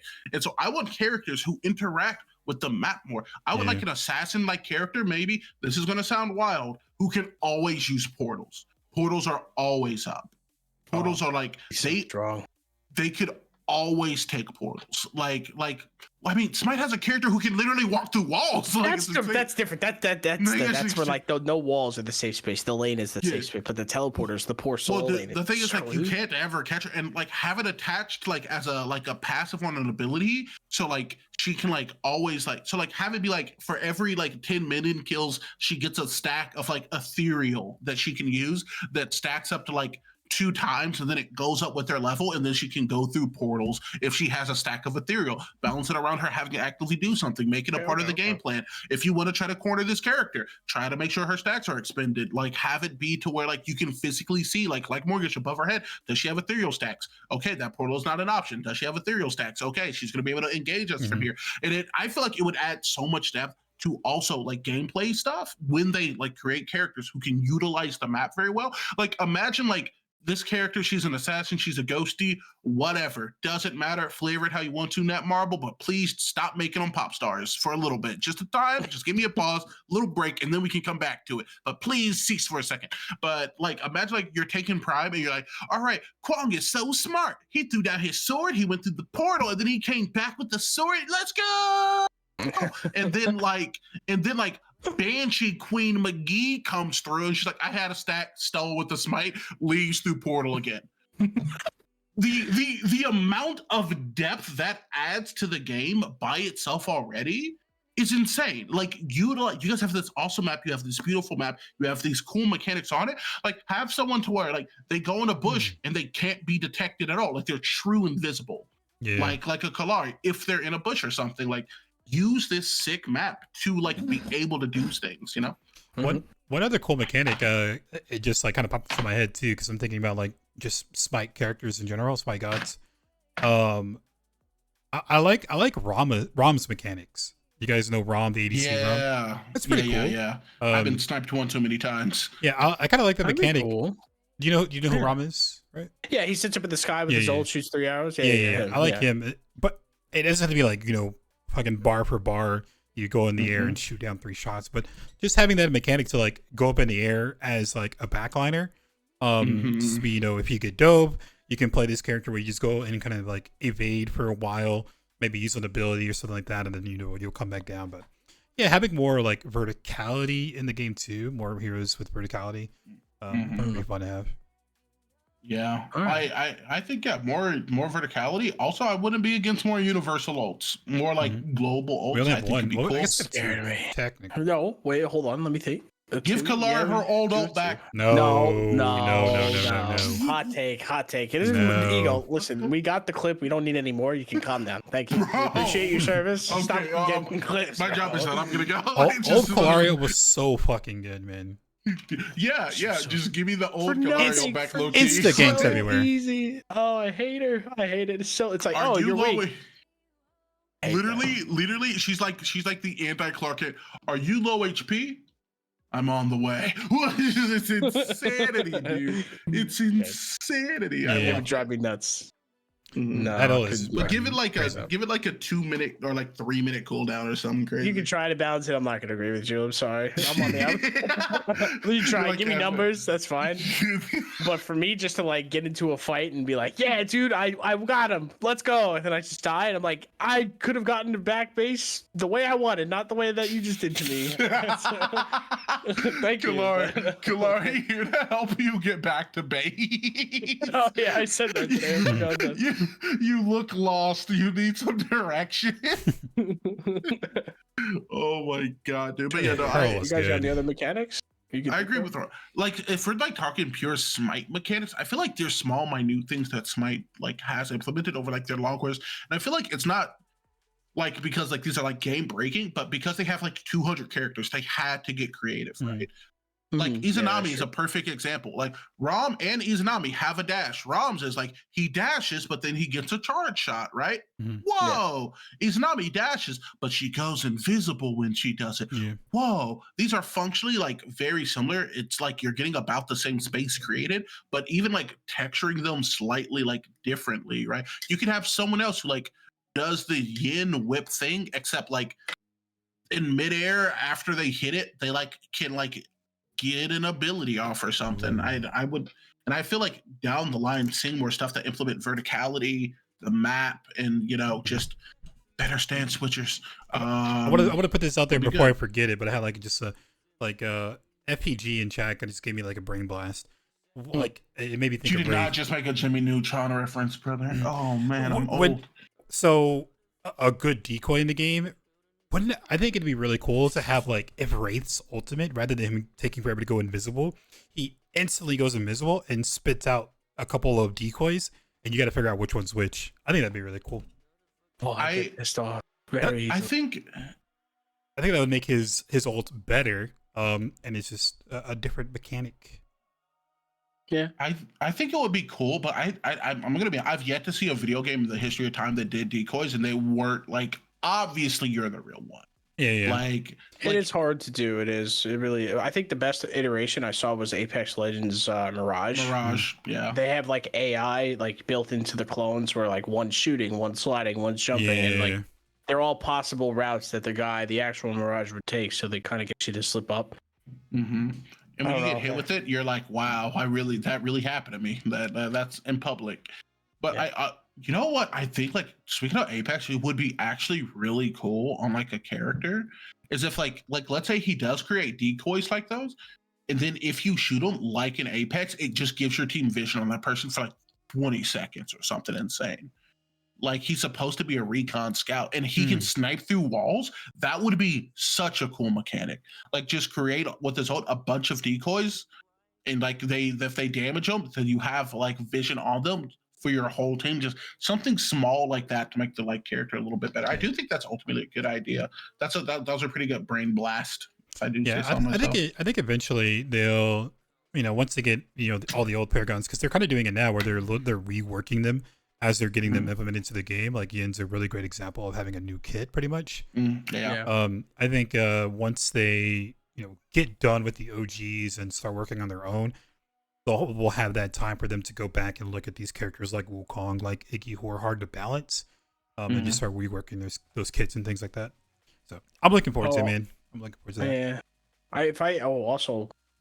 If you Ego, you know how you say you want Wukong to be more of a bit of a brawler. If they didn't give him cooldowns on both of his stances when he uses them, he would be brawler. You imagine you slam down, push away, then use your switch stance, and then you could skywalk away. Be a little bit more safer, but it'd be a lot more powered Wukongs. More split pushing. More split pushing, yeah. But stance changes, I was honestly would be a fun one because I really did. I was like that when I played Smite. I loved playing Tyr. I loved playing those characters. Who else? There was another one, Hercules. I had a blast with Hercules. It took me a while to get his combo down, but finally I got it. I loved him. That's definitely a good. Knock up, push in a corner, hit you with rock in corner. Get fucked. Love a deflect too. If you're gonna take away Yin's deflect, give it to somebody else. Give it to somebody else.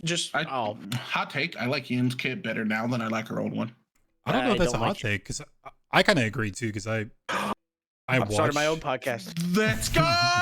We have the numbers, baby. We're out. Yeah, there, I mean, we said this before that her old kit wouldn't hold up pretty well in this one. Yeah. But that deflect, dude, it was such a cool like little skill gap thing of how you timed it or what you used it. So maybe give it to somebody else. It was a cool mechanic. Just how it was in the game. Yeah, I agree. Yeah, so give it to somebody else. Imagine getting Squong swords deflected. That would be insane. You throw it down, she sends it back. She sends it back to the heavens. Just have that. Just oh shit. That'd be crazy. Oh my god. No, I think that'd be really cool. I do agree with like the remake stuff for that character, just because like it might not be, maybe it's not better, maybe it would have held up. I think the character's more fun. I do. I think the character is more fun. I think that she's very impactful. And you said yourself, Courtney, like she's the best carry in the game in your opinion currently. So like overall, I think if you're going to change them, your changing of the character has to have them be a viable and prominent kind of competitive pick. Yeah. You can't change somebody and make them shit. Like if never mind. They did that to FaZe. So moving on, because that did happen. They did make FaZe a mage who is like, we'll never see a comp lobby. Like I'm talking about you and the boys. We'll never see past a gold comp lobby, and we'll never see competitive play, in my opinion. That's my take. And now they're going to play into the finals to smite me. Right. But she's pretty dominant whenever she is played in like the pubs, the casuals. People think she's broken. Definitely, yeah. You definitely have to like that's the skill thing. Like I struggle with that a lot when I was fighting her. I still struggle with it now because my execution isn't that great, but the combination that she could use her kit in different ways where she could just tether to you and just box you and then beam you when you get close, or she could beam you to get close and then tether you to box you. So like she could counteract them and switch them. So I don't know. I honestly, I thought maybe you give Richter, let him be able to pull teammates, but a lot of trolls would ruin the game for that. I don't want players being able to interact with me on my team. I'm gonna get big fans. Dude, I see it in Predecessor all the time when like the FaZe in Predecessor pulls the Murdoch away from a big minion, and I was like, that pissed me off, but at the same time, it has the utility that I would want. So I don't know. Maybe you can sign a consent form. Are you gonna pull me? Yeah. Okay. Good. You can pull me. Or something. I don't know. But yeah, and I'm excited for next patch. Will give us a good talking point for that patch or for that podcast. But I think it's gonna be good. Yeah, but so let's get into the anime talk. We recently started talking about a little bit of anime. Wolfie was pretty excited about this anime talk. You guys see the end of Attack on Titan? No, I've been getting spoilers. No, and no it's talking. pissing me off. No No talking. spoilers. I'm literally No rewatching spoilers. it from the start. Bro, Oh, it's gonna be a bit then. Oh, I Yeah. probably should do the same. Honestly, I lost a lot of the plot points, but anime I just watched was called Good Night World. I was actually watching it during the OPL while I was waiting for you guys to finish up the OPL tonight. Just finished it. It's on Netflix.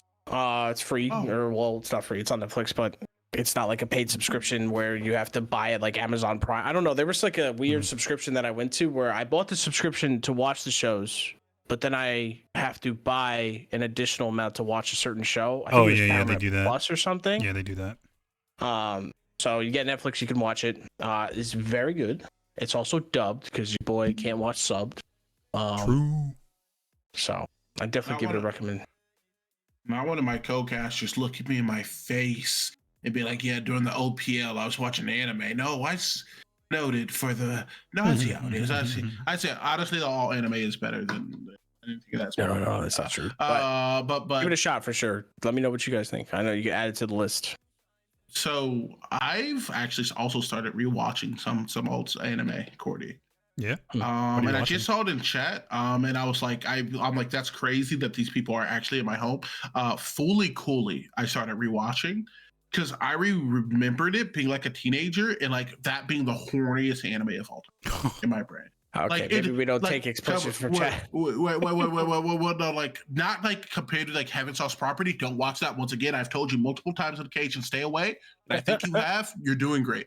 But like in the way of like, there's like just like there's like a teenage kid who's like, that person's hot. I remember being like a teenage kid to be like, whoa, also thinks that people are hot. Wow, this is insane. So I rewatched a couple episodes of it and it just sent me on like a nostalgia train. Like I started like rewatching like Code Geass, Inuyasha, a bunch of like old bangers. Also Boys Homework. If you have to watch some older show, please watch Code Geass. Please watch Code Geass. The only thing I know about it is that the soup store. The only thing I know about that. It is arguably, in my opinion, the best anime of all time. I think an older it's a one, cult right? classic. Yeah, it's called okay. Well, I mean, considering your age, maybe not Shut that. up. Ooh, you set yourself up for that one. No, you did, dude. You did. You're clipped, guys. We got the new clip for the beginning. Another clip for the next 3 weeks. Let's go, baby. All right. It came out in 2007. So when Courtney was 22. I'm kidding. I'm done. Courtney, we love you. But like, please rewatch. Like 2006, 2007. Code Geass is like, it's a goat. It's so good. It's so good. And even rewatching it does have like some pacing issue stuff, but it touches on so many like very real subjects that like I was watching it, and until like Wolfie brought it up, I forgot that I was watching it, and I'm like, I need them to watch this show. I need the podcast boys to watch it. I can't watch any new stuff now because I really want to get through AOT. If you don't, I'm gonna spoil AOT for you. Spoiled. You have to get through it now. It's a matter of time. Yeah, no, I'm watching it while I'm at work and stuff. I'm watching more today. I am. I originally like watched it. I stopped after season 2, and I just never like picked it back up. And then now with the finale coming out, I decided just to rewatch it all again. So I am towards the end of season 1. So. Dude, season 1 Attack on Titan still so. I tried to get people to watch anime. That song, that song is right. No matter where you are, you're like ready to fight God when that song. Literally, like that might be. Oh man. Yeah. Like normally I would like skip intros when I'm at work, and then like an anime pops up, or like the intro of the anime pops up. I would skip the intro, but for that one, I'm like, I'll keep it going while I'm working. It's pretty good. I know you guys aren't watching it, but Jujutsu Kaisen also. I am. The new You Are My Special, like literally it is so good. The new intro for Jujutsu Kaisen season 2 is insanely fire, bro. Like the first time I heard it, I was like, I sleep And then I found myself in the shower, like, you oh my special. I'm like, bro, it's so good. It's so good. Mhm. 40, we need you to like stop streaming for all these people so we can keep averaging really good views and go watch more anime. So we can Put can an anime talk watch about party this. in your chat or in your Discord that we can invite people into. Instant demonetized. Now everybody's just like watching Cordy react to something in Attack on Titan, and then when he doesn't give him the reaction that we want, they're like, "Yeah, what the hell, man?" Bro, put the emotions on. Yeah. I do want to watch Jujutsu as well, but I want to watch. One at a time. You don't want to get lost in the sauce. Yeah, I gotta do AOT first. I disappear in anime sometimes. Like, I'm not gonna lie, the week that we like didn't have a OPL game, I need to like reset. I spent so much of that time like reading manga and watching anime. It like just helps like reset me, into getting ready to make content. When our top 3 anime of all time. My anime is different from everyone else's anime because I'm more newer into anime. All right, give me your top 3 though. Give me your top 3, and if you put Demon Slayer in it, I will leave. You are a normie if you do that. I am very normie. Like I'm admitting it, guys. Dragon Ball Z is in my top 3. I'm a normie. Okay, yeah, that's fine. That's like fine. Classic though. That's like people like Shakespeare or something. Fucking hate on you when you say DBZ is good or DBZ is a top anime.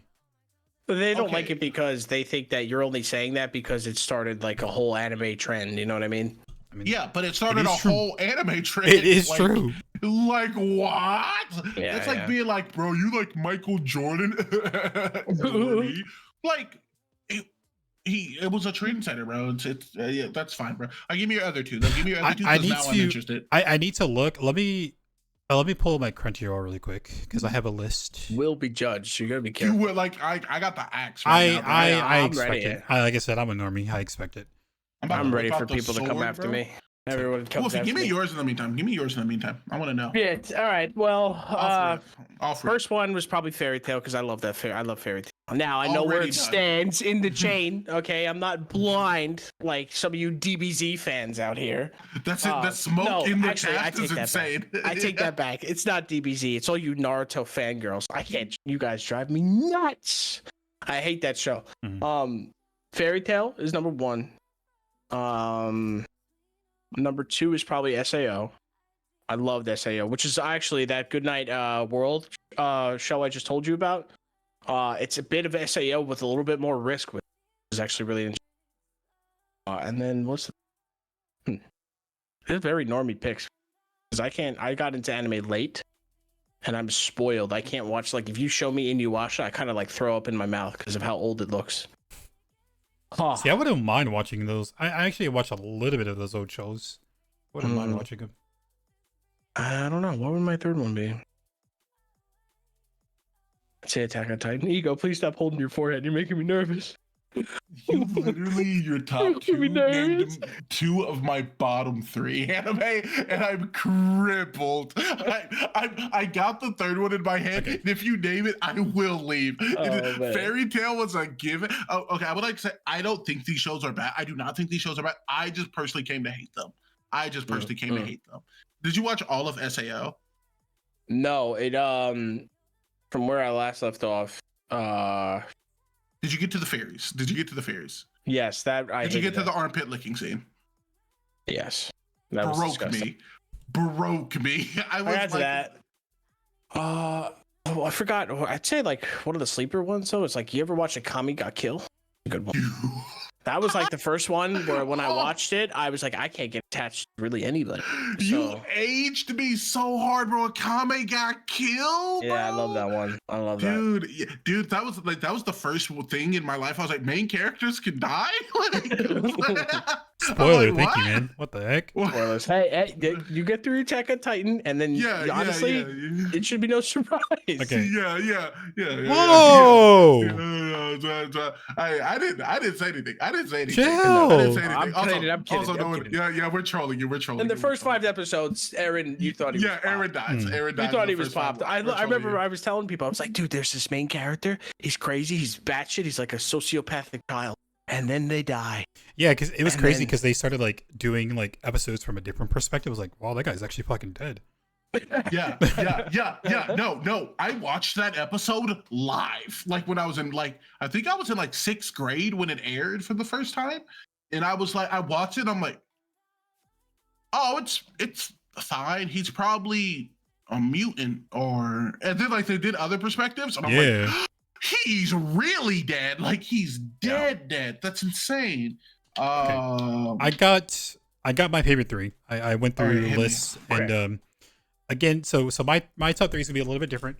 These top 3, this top 3 is more of like kind of like shaped my anime stuff. Like I have really fond memories of these animes. That's what I'm gonna do too. That's what I'm gonna do. So of course Dragon Ball Z. That's like one of my very first anime that I watched, and my buddy, we would watch it. He got me into 2DBZ. I mentioned it last time in the podcast. Fuck, I lost one of them. Oh no. Okay, I got him. So I mentioned last time in the podcast, Demon Slayer. Or not, sorry, Demon Slayer. Death Note. Death Note was one that really kind of like propelled me into anime. So for my top 3, it's Death Note. Just the concept of like, just that whole concept of like I like the smarting, the wits, and like outplaying one another and things like that. So that really got me into like the anime thing. But another good memory was when I went to go hang out with my best friend through like it was like middle school, high school. They had went to Colorado, so I went to Colorado to go hang out with them for like a month. And his brother was a big weeb, like massive, like stereotypical, nerd weeb. He was really at the time was into Hajime no Ippo, if I'm saying that correctly. Oh my god, the boxing one? Yes, and at that time I really loved boxing. Because I liked sports, so I wasn't really big in anime. But it was about sports. The body shot, it goes so insane. And how they would go into different type of boxing legends, and they would implement it in his like boxing routine and his upcoming fight. He would do something like that. So like those were like memorable. Those are my top 3: Dragon Ball Z, Death Note. It was fighting Ippo first, fighting Ippo, however you say it, and then Death Note was really when I started getting into the anime arc that I'm on right now. Okay, so like top 3, was that good? What's up? Top 3, that's solid. Is that good? My take, those are a solid top 3. Like if like you were like came up to me, you're like Sword Art Online. I'm kidding. I'm joking. Chat, was that good? Chat, like Wolfie, is that good? That's my top listen, it's better than mine. I know that I am very normie with my anime. I would like to see a poll after this to see like who chat thinks has the best anime taste after. Like, you've been studying it like no. But my picks are like unheard of. Like outside of like by like most people, like Code Geass is well known for being a great anime, but most anime watchers don't really watch it. Is like the you're thing, like deep into that anime. Yeah, I was when I was like, okay, ignore the background. I was when I was younger, and I had more time on my hands. But like top 3, actually, Death Note is in my top 3. Hell yeah, dude! Death Note is goated. It's literally like wearing the crown. It's actually insanity. Also, one of my top 3 is in like retrospect a trash show, but it was so impactful on me because I was a little psychopath who like liked crazy, and I'm like, yeah, I want a crazy girlfriend, yeah. And like real anime fans will like know this, and like they will see the chat like self-destruct. But like my top 3 is Death Note, Code Geass, Lelouch the Rebellion, and probably my last one's cringe, but I just watched it at a very vulnerable age. It was like my Akame got killed, but a little bit it like left more of an impression on me. It's called Future Diary, is what it is. Why do I heard that before? Because you know the main character because she created a genre of anime girl called yandere. Yuno Josai from Future Diary created the archetype of the crazy girlfriend who will kill people if they get too close to you. Like she's like the girl with the pink hair and like the knife and shit. So these are like true weeby animes, right? Yeah, these are like weeby and Code Geass is just the goat. So like Code Geass, I guarantee you can watch Code Geass and everything you like about Death Note.